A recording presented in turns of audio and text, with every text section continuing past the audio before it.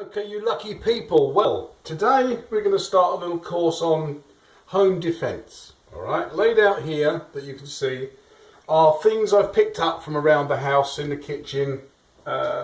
These are all improvised defensive weapons. Now I say defensive because these are things in your house. Someone's coming in your house. What do? Not everyone's got a shotgun, not everyone's got a pistol. So depending on how much time you've got to do your preparation, depends on what you can make. Alright, if you've got someone scratching at the door trying to get in, obviously you're going to go and reach for things that are fairly substantial that you can wallop them with. Okay, good heavy pan, a sock. There you go, a sock. Can you see the sock? What's the sock going to do? Alright, what's the sock going to do? Can of beans in the sock. Alright, can of beans in the sock. Now you've got a club. And don't be fooled by the fact this sock is soft. If you turn the can, hang on, let me just turn it around. So the can is across the sock at the bottom, so it's like a hammer shape. You get the shape? Okay, can you see that? You get the shape? Right.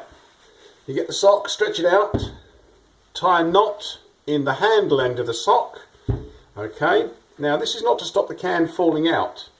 This is to stop you losing grip of the sock when you're swinging it. Okay, so now you've got a grip. That's your grip, that's your swing. Make sure it's a good strong sock, alright? Military socks, hiking socks like this, anything like that. This is a good long swing, yeah? If you hold it here, it's a short swing, wallop, alright? Swing it out, that is going to knock someone for six. So, a sock and a can. Quite simple. Everyone's got one of those. Socks in the bedroom, grab one when you come out. Cans in the kitchen, fill it up. If you haven't got a baseball bat, you probably have one of those paper towel dispensers, the old paper towel roll things. Well, this is the centre from one of those. Again, a ready-made club. If you want to make it into a weapon beforehand, you drill out the end, okay, drill it out, fill it with lead shot or whatever, and then hot glue it all in, yeah? And that makes the end of it very, very solid and very hard. And of course on this end you've already got your handle. So there is a club ready built in the kitchen. WD-40, what are you going to do? Lubricate him to death? No. WD-40 and a lighter. Flamethrower, alright? If not, if you haven't got a lighter, squirt this crap in his eyes. He's not going to see for months, right? Pepper, same idea. Pepper in the eyes. Go for the delicate, vulnerable areas. Don't try and punch them in the belly where they've got lots of clothes. Throw crap in their eyes, all right? Punch them in the face. Same thing, vinegar, all right? Take the top off, wallop, straight in the eyes. If he can't see you, you've got a better chance of getting away. Coffee powder, cocoa powder, any kind of fine grain like flour, that sort of thing. Take the lid off, look at that stuff. That is like dust. You throw that in his direction, he's going to breathe it, he's going to get it in his eyes, his lungs, his throat, choke him to death. Lovely, alright?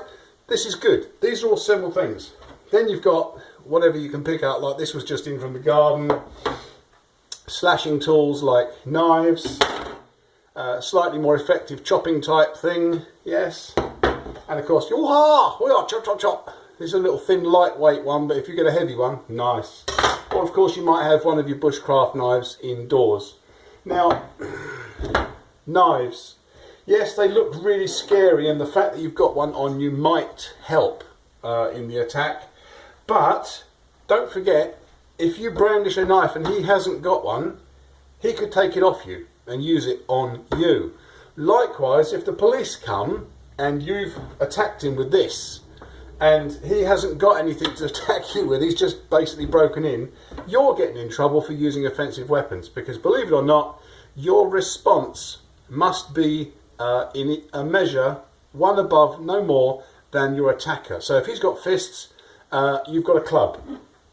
That's one step above. But if he's got fists and you've got a bloody great machete, that's two steps above, and you are now classed as attacking him. While we're talking about fists, a roll of pennies or a roll of quarters held in your hand. This stops your hand collapsing when you hit. Makes your hand a lot tougher. Alright, so your knuckles don't take all the beating. Normally, Most people will hold like this, they'll hit, and the hand has a tendency to squash in. Okay, can you see that? Squashes in. That hurts your hand. That's not good. That makes you soft-handed. That's why boxers wrap their hands. A roll of these in your palm, wrapped up in your fingers. Now you've got a good solid fist. Make the most of it. Hit them in the face, hit them in the bollocks. Humble padlock. Okay, humble padlock on a chain. Yeah, guess what? It's now a thumping implement. You can swash him with this one. They do hurt. They come around fast enough, that's a hurt thing. A simple thing like your keys. Keys. If they're on a little survival bullet like this, which the old Mac gave me there, just go tiny, just go outdoors, tiny outdoors, keeps changing his name, I never keep up. Alright, if you've got this, your keys now, wallop, they hurt. I mean, if you ever accidentally stabbed yourself with a key, if you're talking about that, you can put them in your hand. Alright, now when you punch them in the eyes. This is all the soft parts, alright? Don't go for the clothing, don't go for the ribs, it's not going to do you any good. It's protected, it's padded. You go for the soft, vulnerable areas, okay? You got a dog? Get a dog chain lead. Alright, nice and heavy. Now it doesn't take much imagination to imagine that swirling round and whooping you around the ear hole. So as you see, a very quick selection there on things that you can use to hit your attacker with. But you're probably wondering, what's the book doing here? What's the book for, Dave? What is it? Well, have you ever thought about your attacker hitting you? Well, if you've got enough time, you can do body armour with books. See how thick that is?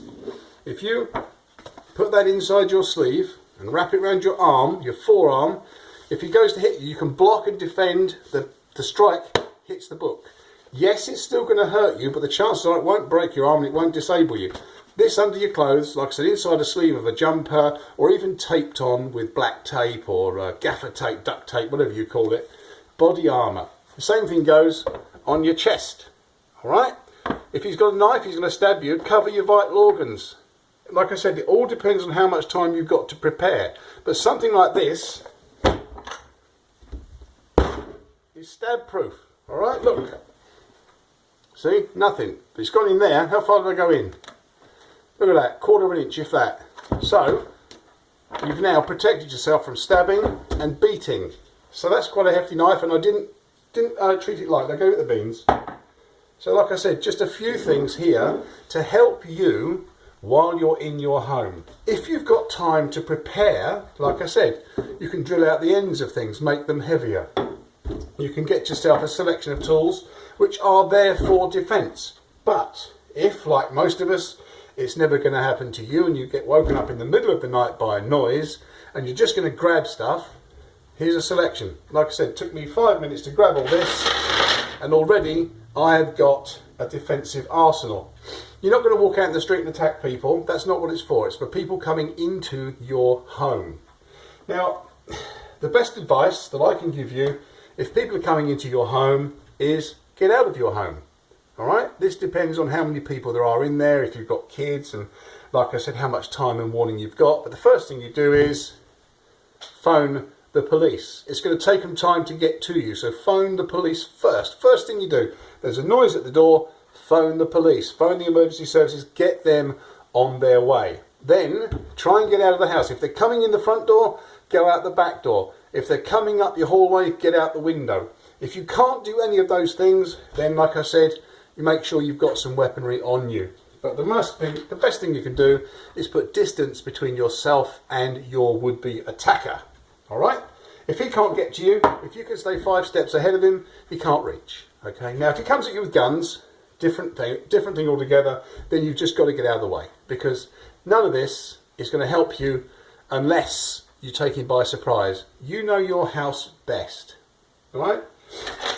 If you're going to step out of your bedroom, say, and you are going to go and find the attacker, then you've got to arm yourself. You are now making yourself a target because, of course, you're moving around in the dark, so is he. Your best bet is to secure a room. Make one room in your house a secure room, a safe room if you like, make it your bedroom or somewhere you can barricade yourself in, give yourself time, because time is the enemy of a thief. He doesn't want to be in your house very long. He wants to get in, get his stuff, get out. Okay? So if you barricade yourself in, you've got a few tools set in. I mean, like I said, you might have one of these in the bedroom, baseball bats, all kind of golf club, cricket bat, whatever you've got. That's your defence if he's coming in. You can barricade the door. The police are on their way. You've just got to stall them off, keep them out until you can get help. Like I said, guns, different matter. You've got to get away from a gun. Get the hell out. Smash your way out the window. Grab the kids. Bugger off quick. All right? Let them take what they want to take. Stuff can be replaced. Lives are a lot more difficult to change over and get replaced. All right? So any of this helps in some situations, but with guns, no. With guns, it's not going to help. With guns, get away. All right? Unless you've got guns, in which case, shoot them. But that comes under a different chapter, and we're going to cover that in a different video. So, like I said, here we go, let's just give you a bit of a look. Some of the things that you can use that you may not have thought about. Like I said, flamethrower, in the eyes, in the lungs, spray it in their face like mace. Same thing with the vinegar and the pepper and the powder. And of course a good pan. Oh yeah, give them a good pan in. How many husbands have come home drunk to find one of these waiting for them? And of course, your array of weaponry, not to forget the things you may never even think of. All right. Have you got a vacuum cleaner with one of those long pipes on it? The plastic pipes, the metal pipes. Take that off. Fill it up. Get some knives out the cutlery drawer. Bind them together with tape. Jam them in the end of your Hoover pipe. You've now got another club. All right. Like I said, use your imagination. Just a dog lead. Not now. Now it's a defensive weapon. Plus, of course, if you do manage to cold cock them and knock them out, you can tie them up with this sort of thing. Padlock them together, you know, and then hold them at knife point until the police come. So there you go. Just a bit of a home defence weaponry, improvised, one for the use of. So there you go. If that's given you some ideas, brilliant. If you've got any ideas, please leave them in the comment section, because obviously I've only covered a very quick handful of things here. But if you've got any more brilliant ideas, then please let everyone know. Share. That's what it's all about.